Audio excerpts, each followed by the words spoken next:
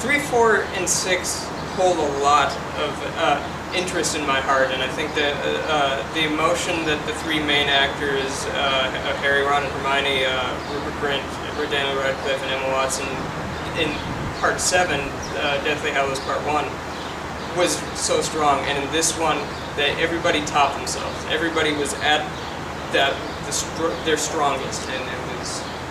One thing I'm curious about is you know, the change. How did the first part end? I mean, was it like Matrix Reloaded, where it was like, what the, or did it end well, and did the second one then continue well? The second one, or the first one, ends on a death, and then the very last shot is Voldemort, the main bad guy, getting the Elder Wand, which is one of the Deathly Hallows, and whoever possesses the Elder Wand is unable to die. It's the wand that can, the unbeatable wand. So basically, if he's going to confront Harry, Harry's not going to win with that wand. So it ends on this note of like, oh shit. So was it a good split? Yeah, it was a fantastic split, because one of the main heroes is killed, and the bad guy comes away with the weapon that's going to destroy Harry, and so like it just had this like heart-wrenching ending, and then the two movies are essentially supposed to be watched, I think, back to back, because this one picks up immediately after Part 1 ends, and so it is its own movie, pretty much. It is its own movie, but it is meant, if you cut out the credits, you just watch Part 2, it's just like...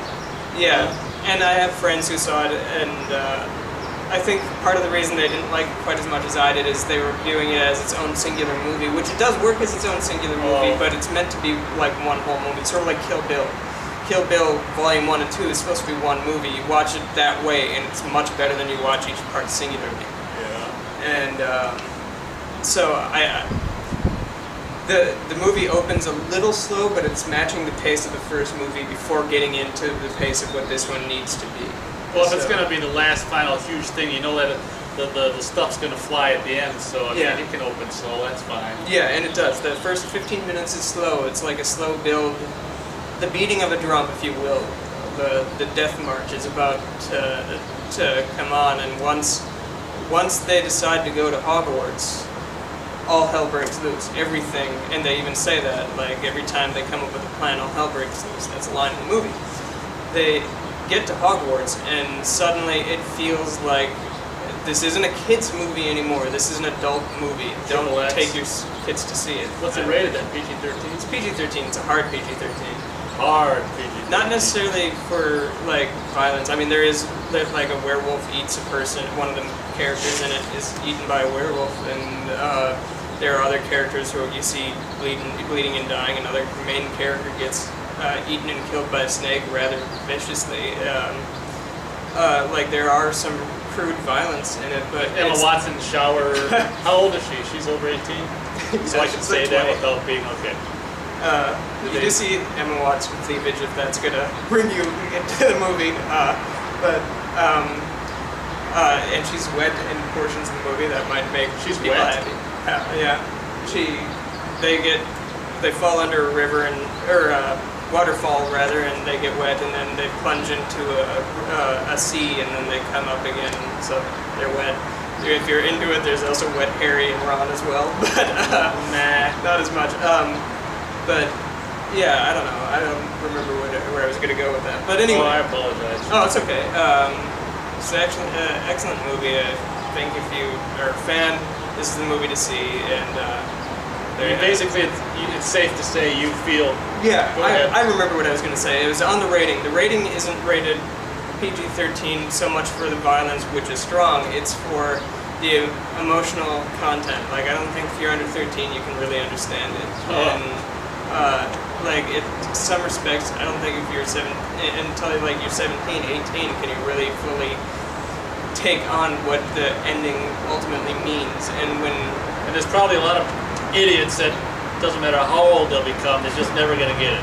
It could be, and like the books were meant to age with the character. When he's in the first one, He's 11, so it's very much kid-oriented. When he's in the Happy 7th Christmas, one, Harry. yeah, pretty much. Happy Christmas, Harry. When it's in the 7th one, he's 17.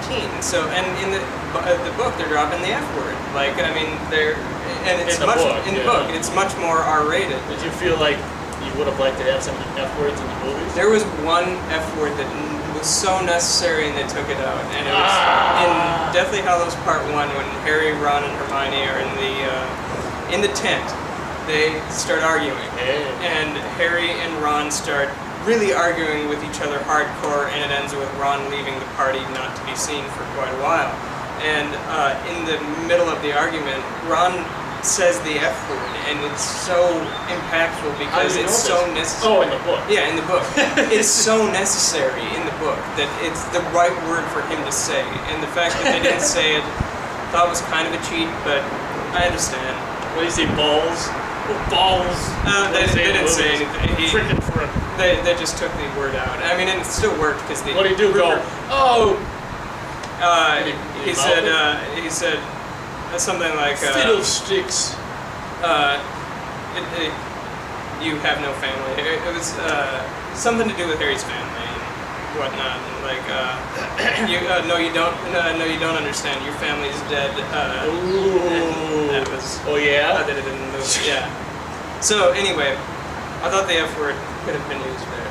Well, but yeah, it's for emotional reasons. This movie is not one to take the kids to.